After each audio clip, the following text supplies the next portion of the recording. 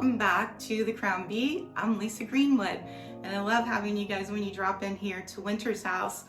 Christmas is over, finally over, and I hate to admit I did have a little bit of joy when I put away the last tote of Christmas items. I hate to admit that, but I love January just for this month. This is so joyful when you put up Christmas and you decorate your home and you welcome in friends and family and make those memories. But I think it's equally as important is when that all comes down to give yourself a chance to reboot and refresh and get creative again.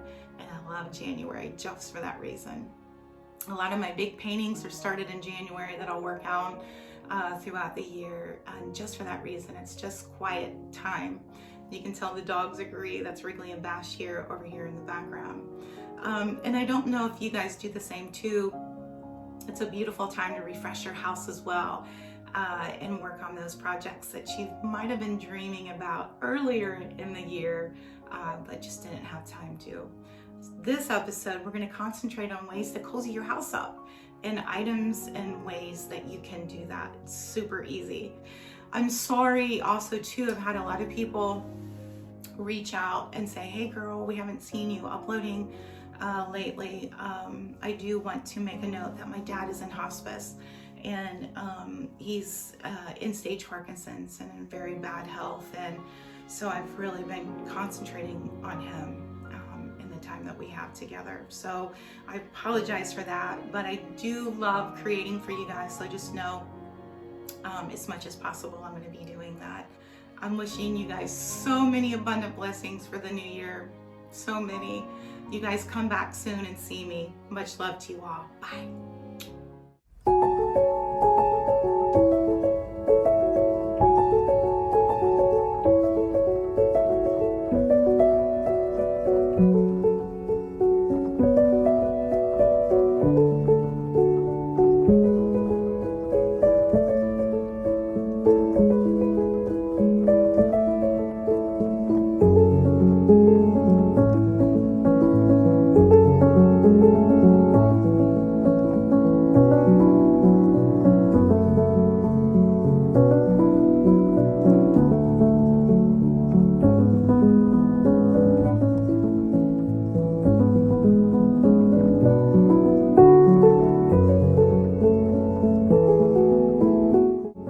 Show you guys some of my tips for cozying up your winter home and keeping some of the elements that you may have used during your Christmas decor. And rule of thumb is I take out everything that has glitter. I take out everything that is related to Christmas, such as Santa and, reindeers and things like that. And I really just go back to nature. So I leave definitely all of my evergreens out. And here's a sweet little sled. Now I got this at Michael's just recently, right before Christmas. It was 50% off. And I think it makes a really wonderful little base for this gorgeous toile de juillet pattern on this old piece of pottery. And I tuck some evergreens in it. It's a simple way to, it's winter, so you're going to have winter things. I also kept out these little spruce trees and tuck them on side of the fireplace. You'll also see on the kitchen table, there's more of the little pine trees that I tucked with a little decorative sled. And now one of the things that I did just change out just this morning is I had winter scenes hanging here, and they were kind of, I don't know, it's so cold here. I just wanted some color back here in the kitchen, and it kind of draws out the color of those plaid pillows. One of the other things too, you'll see that I have this custom, this is actually sheepskin that I had sewn together to go on top of the leather couch. And I do that simply because it's cold here in the Midwest. We live in an old house, and there's nothing like kind of snuggling down in that thing to watch TV or to read a book. I also have reindeer pelts that we brought back from Norway that are on almost all the back of the chairs that you can kind of snuggle into, and you can see this big one I have on the floor. It's Wrigley. There's another sheepskin that we brought back from the Scotland Isles that I love that I put there on the bench for the little grandkids to kind of snuggle in, and more furs back there. And I think that's a wonderful way to kind of cozy up your home and make it kind of intrinsically winter. One of the other things too, I'll show you over here, is that I collect these plaid blankets, and I have them in all different colors. This is one of my favorite. And if you're interested in collecting the plaids as well, one of the things that you'll want to look for on your search is stadium blankets. And they'll come up in a wider array, and they're quite collectible. I probably have 20 of them all through the house for the winter, and they're great to kind of get down underneath. And even with my decor here, I still keep tones that are winter of our kids when they were little, sledding that I bring out every year, and just things that kind of are cozy for the winter.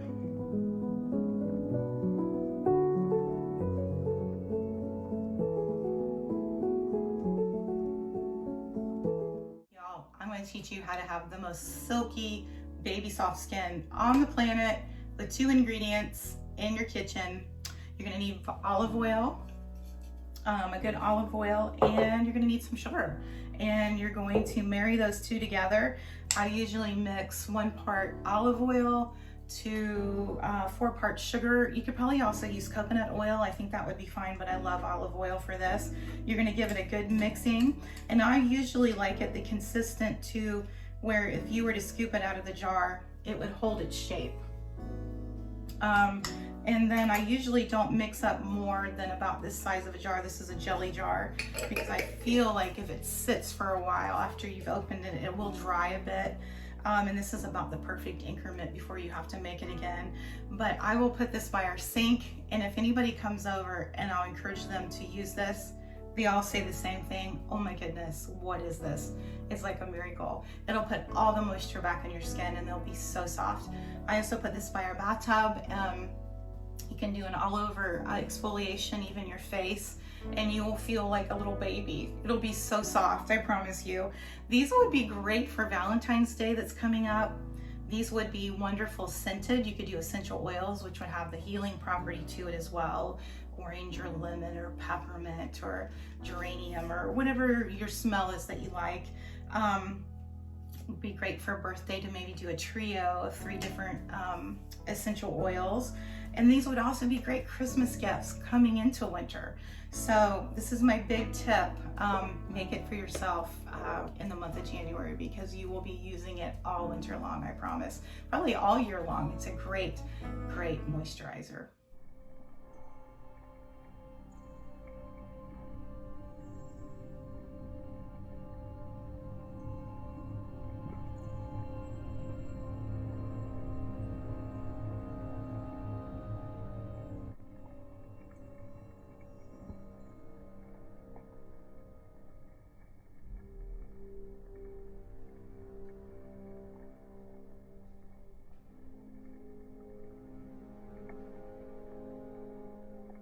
This is the conservatory here at Winter's house, and if you guys have seen some of my other episodes, you surely have seen our conservatory in our home tours. You'll see it there all decked out for the holidays. But in the winter, this is a really important place. We eat out here. I do a lot of my projects out here because the light is so fantastic.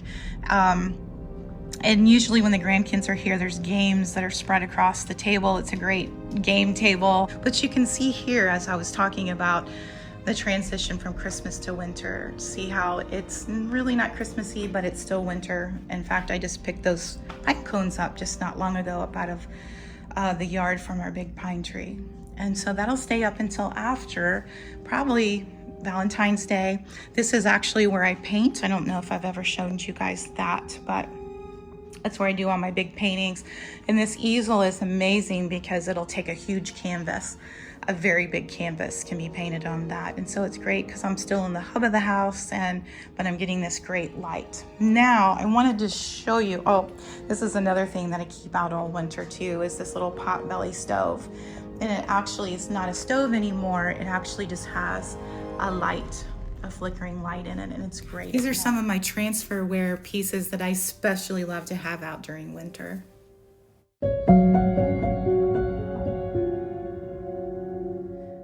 the other things that I do here in the winters, I actually change my light bulbs out in some parts of our home to incandescent lighting, and it's a much softer lighting. It's very cozy and warm, and it has softer hues to it. And so in the winter, I'll change some of the light bulbs in the main living area where we are every evening to incandescent, and it just makes for a cozy space.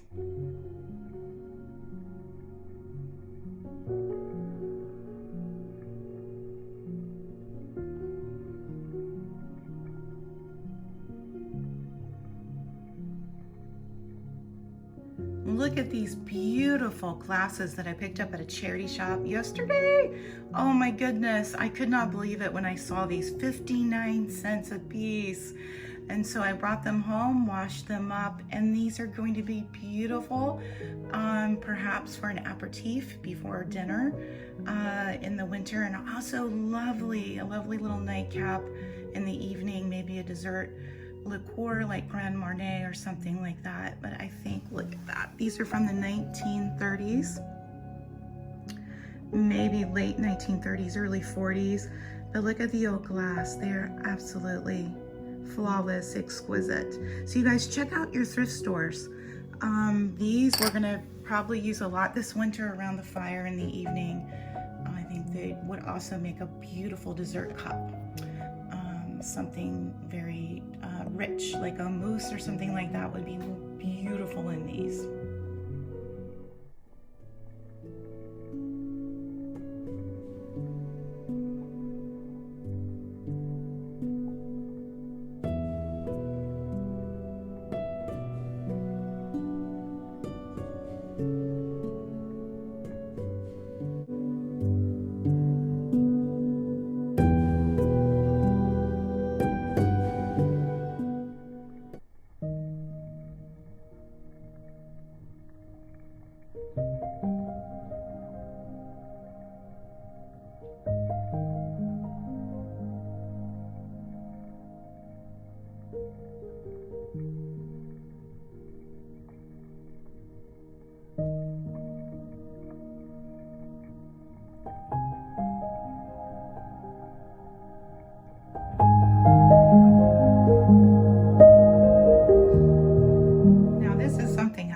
Recommend, if you don't do it already and practice, is every winter I set up a coffee tea station. We're coming in from outside, we're cold, and this is a great way. Also too, if you have company that stop in, you have it already at your fingertips. And I have some syrups that you can tuck into your coffee, and of course we have a Keurig, and so this is just chocked full with little cups of different flavored coffees, and it also has my teas and whatnot in it. So it's all here for you to enjoy. This little tin, I'll have to show you. I love this. We got this from Scotland in a junk shop. And so I keep my little organic sugar cubes in that. And sometimes that'll contain little cookies and things like that. And then I just include honey and some marshmallows, and those are little spoons dipped in honey that you can put into your tea. And normally if we have company here, I'll set out a little pitcher of cream that they can add to their coffee. And then usually another little glass filled with little tiny spoons that they can stir it up and whatnot with. But here's the other thing too. Look at this precious cup. I drink out of her every single day, and I swear the tea tastes so much better drinking it out of China. I don't know if it's psychological or what, but it just tastes better. And then I've included some of these little diner cups for coffee, and Greenwood loves those. They're heavy. And then these Firestone coffee cups. I probably have maybe 12 of them stuffed into a champagne bucket. And I collect champagne buckets, and they're really handy to tuck whatnots into. Here's some of our honey from here at Winter's house from our bees, some homemade marshmallows, and the sky's the limit on things that you can add to treat yourself. Now, what I want to say, going back to my little teacup that I drink out of every day, I really do. We have a tendency, and I learned this from my mom, you know, she would stick things away for special occasions.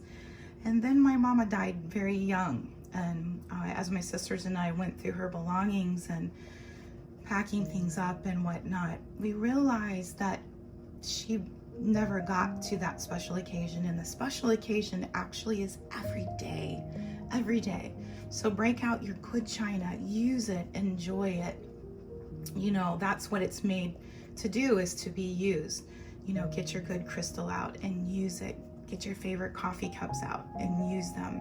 And nowadays you can go to charity shops and thrift stores and you could fill your entire cart up with wonderful china and crystal. And you know, if you're a solo cup or paper plate user, no judgment, toss those out. Toss those out. That's an unnecessary landfill object, and you can, you know, very inexpensively go and buy the real thing. And I think I picked up a set of these years ago. I want to say I got these thrifting, and I couldn't believe it, but they're just beautiful, and I do use them. Also too, if you recognize this mug, if you have any of these, let me know in the comments what you think they are. I probably have about 15, and I break those out every Christmas. Those are probably, I'm going to guesstimate, from the 50s, maybe 40s. And I believe, and I could be mistaken, so if you know, let me know, I think those came in detergent boxes during promotions and whatnot. Those came from my mom, probably my grandmother. And then whenever I see them, I just add to the collection. But those make amazing mugs, especially at Christmas for hot cocoa. The little kids love to put them under the Keurig and fill it up. Wrigley and Bash agree. So there it is, guys. There is a great way to add something that will be nurturing and cozy during these cold months.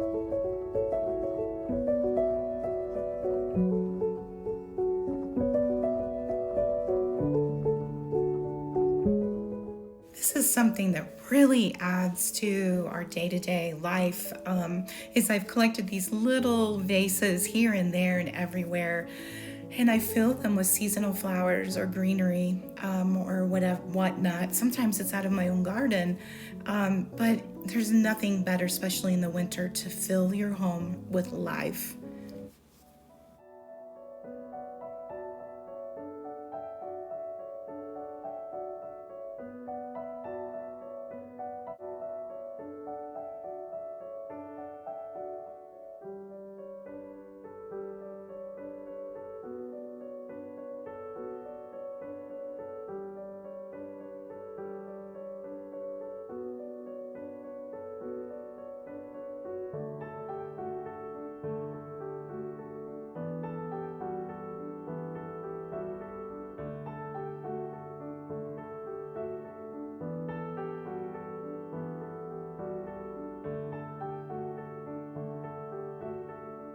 Something that I absolutely love are these flameless candles, and we have tons of them here around the house. And what's great about these is they're all on a timer. So you set your timer, what time you want them to come on, how many hours you want them to burn, and they are on. And there's nothing more wonderful than coming home after a long day and it's dark and these candles are burning on the inside, and it's just warm and cozy and wonderful. You can find these all across Amazon, Home Goods, Michael's, Joann Fabrics, probably Target. They're just about anywhere. But make sure you get the ones that have the timer, because then you can customize it to your space. I have to also mention this beautiful needle-pointed portrait of George Washington. Look at this adorable frame in the hanger that I opened up out of a box right before Christmas from a viewer.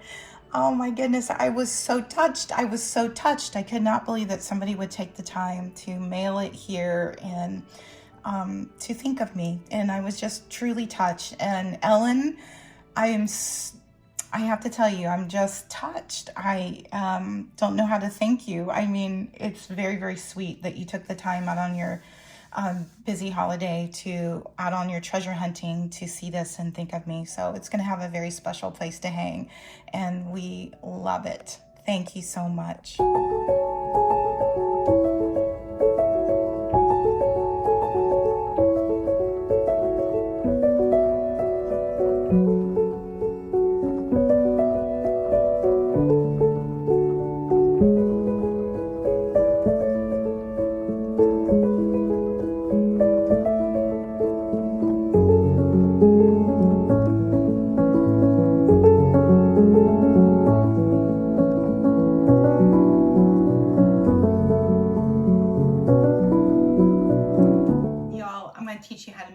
extracts, and it cannot get easier than this. And it's what's great about this is you know what's in it. I know sometimes I buy extracts and I'm like, actually, what is the carrier that they use to extract whatever your, flavor you're wanting? And sometimes can be worrisome. In this case, you're gonna need a good vodka. You could also use a light rum. I would stay away from darker alcohols because you will have a more difficult time seeing when your vanilla is done. So when my vanilla turns dark and when it's in a light alcohol, I know it's done. So it's an easier way to do it. And also too, even though you could probably use most any alcohol to extract, you probably would use a quality alcohol because you would want a better flavor. So, use something that you would drink, that you would enjoy. I just had this from the holidays, so we're gonna use that. Don't tell Greenwood. You're gonna need a little jar, and I got these off Amazon and they're great. I put all of our wassail in it from the holidays and had them all made up for the fridge. You can use that, and they are self-sealing in an easy way. You're gonna need a funnel to get it in there.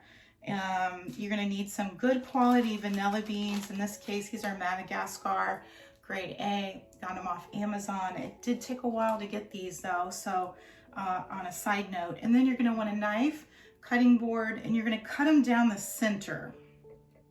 You're just gonna make a nice little cut. In this way, you're opening up the vanilla bean to help the alcohol extract it all out. And then you're gonna kind of wanna open it up and you're gonna reveal all this amazing vanilla goodness on the inside. And so, now a lot of people will even scrape their vanilla bean before they put it in. I don't, because I'm feeling like it makes it a little gunky at the bottom. And so I feel like if I split it, it's a little bit of a cleaner looking extract to use. And so I usually, for this jar, you can put 2 to 3. I'm gonna put probably 3 for a stronger one. I'm gonna stick that in there. Now, vanilla beans come in all different sizes and qualities, but you just get what you can get and it'll be fine. I mean, I haven't really seen that big of a difference. And I'm going to show you how to make some different extracts in the coming year. Okay, so the vanilla beans are in my container, and I am going to fill it up. And I'm going to make sure that I cover the vanilla beans, because anything that's exposed to the air is going to spoil. And then you'll have mold and all sorts of things that will not make a good extract. Guys, these would make great gifts. How sweet would this be for Valentine's Day? Maybe with a little tag that says, "To the sweet things in life." And I'm gonna top that off, right like that. And then you're gonna simply cork it up. And you're gonna put this in a dark, dry place and forget about it for about 6 to 8 months. And you will come back to find a beautiful homemade extract that you know the ingredients are high quality, and it will be amazingly delicious.